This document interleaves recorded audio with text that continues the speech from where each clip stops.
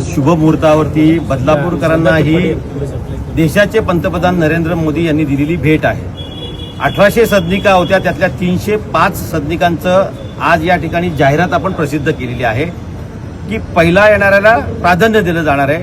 भारत देशामध्ये कुठेही राहणाऱ्या व्यक्तीला या योजनेचा लाभ मिळणार आहे. आणि अतिशय स्टेशनच्या 5 मिनिटाच्या अंतरावर असणारी बेलवली येथे ही या सगळ्या गृहसंकुलाची उभारणी करण्यात आलेली आहे.